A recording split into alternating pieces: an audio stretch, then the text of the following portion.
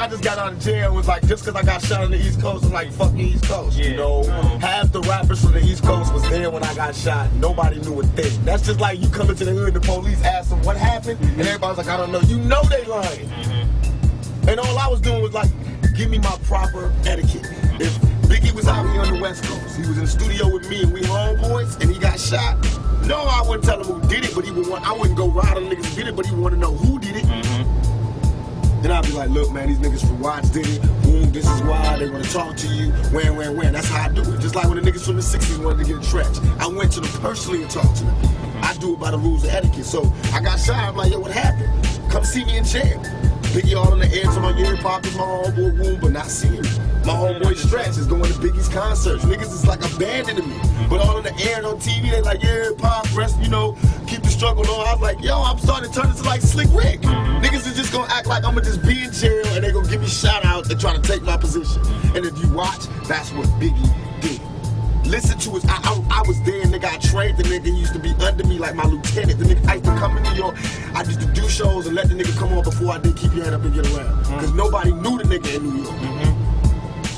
And I used to tell a nigga, yo, if you want to make your money, you gotta rap for the bitches. Do not rap for the niggas. I told the nigga, don't rap for the niggas. Rap for the bitches. The bitches will buy your records and the niggas want what the bitches want. So all of a sudden he changed from being listen to party and bullshit, listen to his style. He changed from that to Big Papa. Because of me. He had my album, Me Against the World was the second one. He had the first one. I changed everything because Ready to Die came out and it sounded like my album. All my album was about, you know, dealing with death. And then he came out Ready to Die and I had to switch it. Wow. That's why it was less East Coast rap, East Coast beats, because Biggie had just took my shit. That's what, but you can listen to it. That's what that was a success too, because he took like West Coast sound. We flipped it. I told him that. I told him that I trained. He was supposed to be Thug Life. All while he was coming up, I used to let him come on stage with me. He was screaming Thug Life. Hey, cause I he saw was like, I hate Brooklyn, I hate New York, I'm out with them niggas puppy cheating me. Woo, woo, woo. All of a sudden he blew up and he wasn't saying Thug Life. So I started getting mad, and I was seeing the niggas place. He was hugging me, yo, Pop, yo, thank you's the only nigga that woo, woo. But he told me like about a week before I got shot. He knew the nigga that was shot me. He was like, Pop, don't hang around this nigga. You know, we walked in with the nigga that shot me, that ended up shooting me. He's like, Pop, don't fuck with this nigga, because I knew the nigga too. He was my Cody fan. And I was like, what you mean? He's like, I'll talk to you about it later. And we didn't talk. The next time I saw him was at the studio where I got shot. So I knew he knew what happened. So I was like, Biggie, what happened? He kept sending me messages like a bitch, you know, like I'm gonna come see you. No, nigga, what happened? While I'm in jail, strangers is telling me, yo, you don't know? Biggie homeboy shot you. Cause they bragging, they telling they niggas in jail, yo, we just got popped, woo, woo, woo. And my cousin was in jail in New York, cause I got family out there. He sit right there while the niggas getting the call going, yo, my homeboys just jacked that nigga Tupac. So that's how I knew who shot me, what happened, and everything. They mad because I know what happened. That's why they all, you know, it's Biggie and them, they're not riding. That's why what I'm doing, I know what I'm doing. I'm destroying him. I fucked his wife. I'm fucking him in the game. I'm destroying him. He lives by the rules of the game. He lives off a mafia image. I'm bringing him, showing how he totally disregards the rules of the game, and he's everything but a mafia nigga. Reinventing it. Right, I'm showing him. You know what I mean? Like, if anybody's a mafia nigga, me, nigga. I fucked your bitch. I took 5 shots. I went in your crew. I mean, I just what? I went to New York. They don't do shows out here. I did Saturday Night Live. Y'all forgot. Live in New York, where everybody knew I was gonna be there on stage, no problems. Went to the clubs, everything. In the middle with my West Side ride. You know what I mean? Because I'm real about it. I don't hate New York, but if y'all don't understand it, then fuck it. You get rolled over too. Because I hear y'all. I was in jail and I heard what they were saying on the radio. You know how we got the Wake Up show? Right. You know, they got their own shows. They got their little mix shows with Red Alert, this nigga and that nigga, and what's his name? Flex. And I swear to God, dog, they used to diss the West Coast. They had these commercials where they be like, hey, dog, what's up, dog? And I used to be like, in jail in New York on my radio, like, oh, shit. You know how you would feel if you heard your homeboy went home and just clowned you? And I was like, oh, man. Oh, and all my homeboys like, yo, Puppy just did a show out here. I was like, how was it? It's like, good, we gave him love, we gave him this, we gave him that. He was talking all this unity shit, but then when they go home, they be popping Q-Tip, they made all these underground tapes dissing us. Q-Tip? Yes, Q-Tip. So then when niggas ride back, then they want to talk about the culture and be hip-hop-ish again. But that's not fair. How you gonna be bold? And that's what they all do. They all play badasses.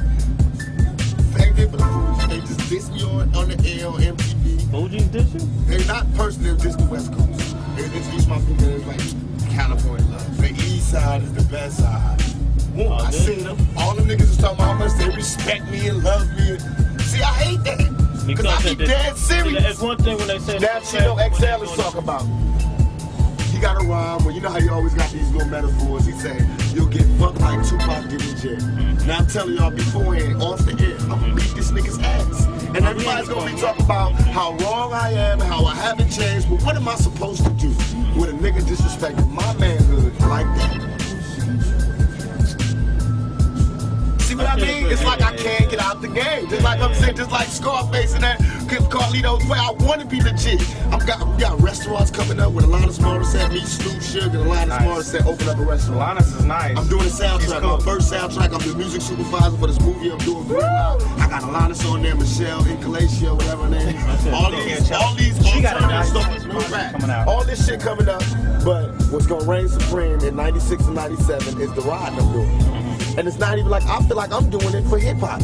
All I'm trying to do is get the imposters out. I remember Biggie sleeping on my couch. I remember begging bitches to fuck him. You feel me? Yeah. So, Big Papa don't mean nothing to me. He know it. He know it. That's why he can't fight me. That's why he can't battle me.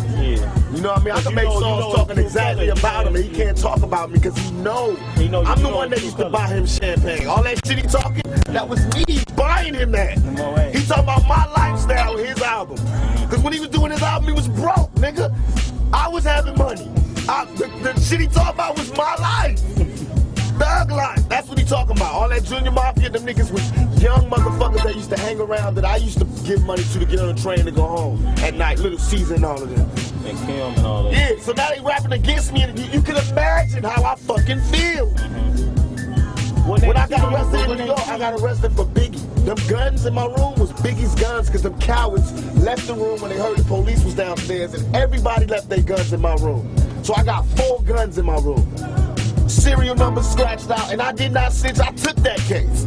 So you can imagine how I feel when I'm in jail for that case, and he out there living a mafia lifestyle, giving me no money, giving me no respect, giving me no tribute, rolling with my road dog who was there when I got shot. I mean, come on, man. I'm not paranoid.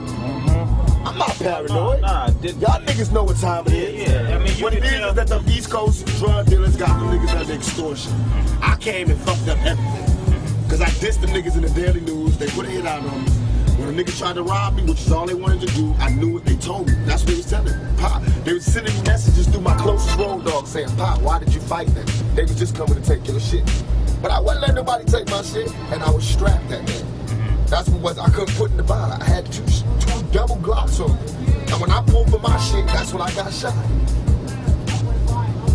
And the reason I knew my homeboys set me up is because my homeboys knew I was strapped. The dudes came straight for me. My homeboys is behind the niggas. Like, they running for Sway. My homeboys behind the niggas, and they didn't do nothing. They knew I was strapped. All they had to do was grab the nigga, and I could have boxed. But they got guns, so these niggas would come up to me, and these niggas just sitting there. And they said, get, and these niggas dropped to the floor. I knew it was a setup. Nobody come downstairs to after them shot. And then after you shot, after you shot, you went up there, they looked at you like you was a ghost? Yo, when I walked upstairs, Sway, on everything I love, I seen it in their eyes. I can never describe this look until you get shot and you see yourself. Niggas looked at me like this. I walked out the elevator, because I walked out the elevator, I didn't know I was shot in my head or nothing. I wasn't, they said in the vibe interview, I was acting like I was in a movie. What they really trying to say is this nigga is raw. I got shot 5 times, came upstairs, did not know I had got shot 5 times. I thought I only got shot once. Damn, dude, sound like you got a lot on your chest. And that's why I'm giving it to you straight raw, because you got to go back and tell them the shit that we ain't recording. I'm giving you that, not to tell them the specifics, but you know when somebody calls you, go, yo, why did you do this? You know they go, trust me, we talk to them, we know, blam, blam, blam. Now y'all know, you know what I mean? Just like they niggas on their radio stations know. Because what I was mad at is that we didn't have a radio station like that. Me and Snoop got an okay from 92.3 to start West Side Radio. But I don't want to do it unless it's right. What I really just wanted, I was just proving the point again. We want our radio stations to true to us, true to us. If you want that type of, you better give us some commercials every week. We want new shit like they do on the East Coast.